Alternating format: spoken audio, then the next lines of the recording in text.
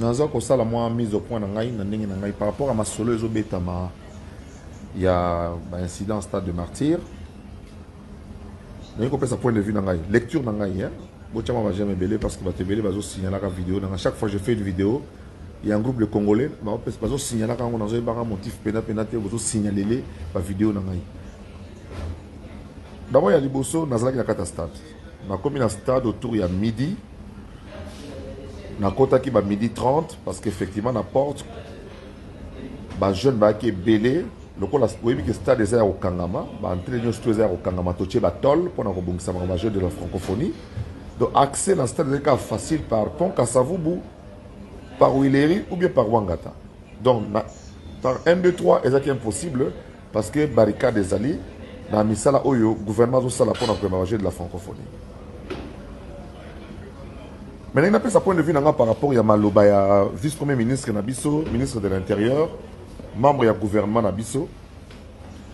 Naza d'accord te na makamo ministre Alobi et surtout na modèle à Saleli Makamongo. Je pense que quand le vice-premier ministre peut venir faire une déclaration, il faut avoir un élément surtout en sa possession. Mais là, on a l'impression que le vice-premier ministre s'est limité. Il y a aussi le constat na stade. Le lendemain, il y a Mokolo Makambo Salamaki. Alors que Azaki na Makambo beaucoup à mon avis beaucoup plus important que Koya na stade après côté le ministre provincial. Ministre provincial et intérieur na biso Koya, il y a vu la Kinshasa. Oyo police na yende salaki musala Koya kotala likambwana soki le kaki dans nga ko bengsa ministre de l'Intérieur, Yamboka, je pense qu'il y a beaucoup plus chargé dans Makamba Est, situation sécuritaire dans l'Est que dans Makamba et les cas dans stade des martyrs. Premier élément, il y a stade des martyrs.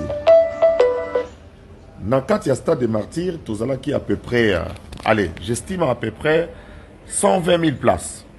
Et ce n'est pas la première fois que le stade est plein comme ça.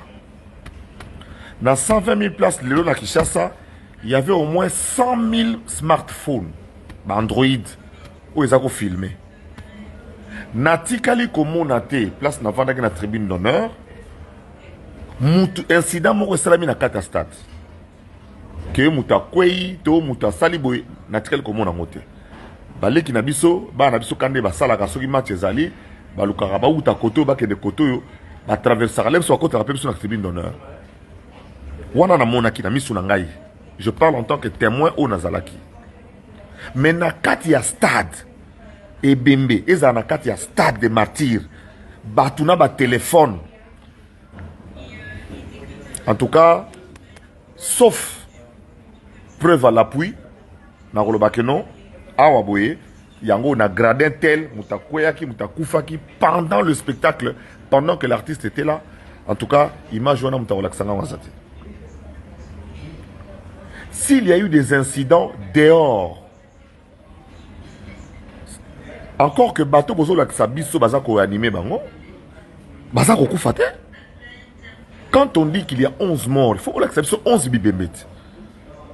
11 bibembet liés au stade. Les morgues ont reçu, si les morgues ont reçu des morts, si nos morgues à nous ont reçu des morts, oyo a koufi up dans stade, oyo a koufi up dans stade, oyo a koufi up dans stade, mais avancer comme ça des chiffres, 11 morts. Boye sans Kolakisango, et ça je pense quand même que Zali procédure incomplète. C'est une procédure incomplète. Il fallait mener une enquête cette nuit-là parce qu'il y avait quand même 2500 policiers au stade. 2500 policiers et 2000 agents de sécurité. Il y avait agence privée. Batouana va filmer Bembe mon côté, Batouana va monter Bembe mon côté. Mais je ne sais pas, le vice-premier ministre intérieur et la République démocratique du Congo, a annoncé dans les médias, mais évité, Azui Bango Wapi. Je peux me poser la question, Azui Bango Wapi. Police na biso oyako sa musala. Bamoni passe. Police démunie face aux fanatiques. Oyo bazaki na posa ba kota na stade. Qui avait, malgré le fait que Toloba qui sont comme dans un stade, tu as bracelé les colos. Mais les policiers, ils avaient en face d'eux Namopiku, vague, un débit de 10 000 personnes qui venaient en même temps, Badji Likolo.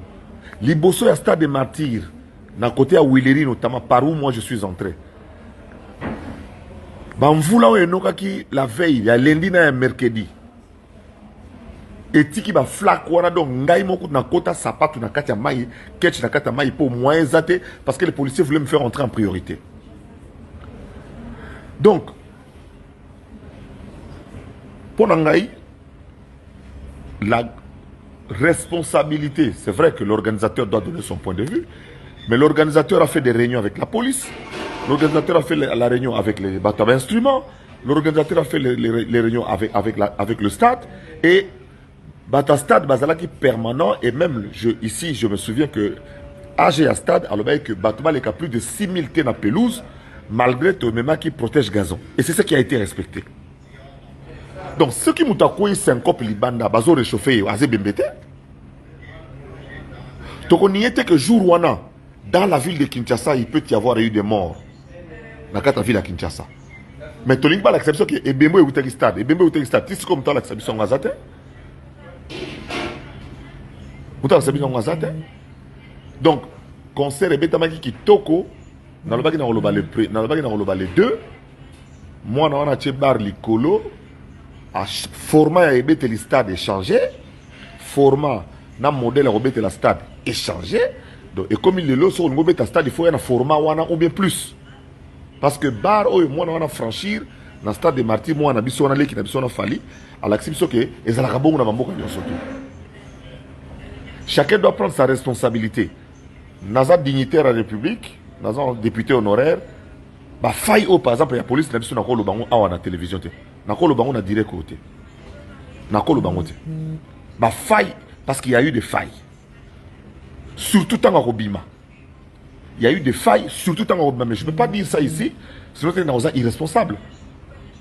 Je préfère le dire à qui de droit. Quand il s'agira de faire un témoignage, par exemple, je viendrai pour témoigner, afin que de dégager toute la vérité. Mais une enquête sérieuse doit être menée. Il y a eu au moins 120 000 témoins dans le stade. Ngai na page Facebook nanga oyo na publié photo ya mwana ya 5 ans. Mwana ya 5 mois. Maman koti na mwana ya 5 mois dans le stade abimina ya kenya ndako komi. Na publié photo ya ba tata. Ba koti na stade bazo yemba en costume cravate. Na page Facebook nangai. Comment maman yena mwana ya 5 mois? Parce que nous avons rassuré avec 2500 policiers, avec 2000 agents de sécurité, que la sécurité était suffisamment pour des gens disciplinés qui sont venus avec chacun avec son ticket. Oui, bah, qui calmement. Le stade est Tondaki à 14h.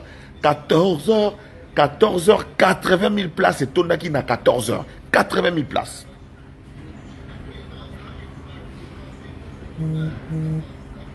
Monsieur le vice-premier ministre Nabiso, vous avez salé belé dans Mboka Oyo. Na Kinshasa oyo to na kuluna vitesse oyo yeli na stade so que ezalaki vitesse ozo kendela kwa mutu to vitesse oyo yeli bunagana ezala bien po ye stade vitesse trop vitesse penda oyo na stade so kendele ngona bunagana na Ruchuru ekozala bien mingi. Où sont les 11 morts du stade?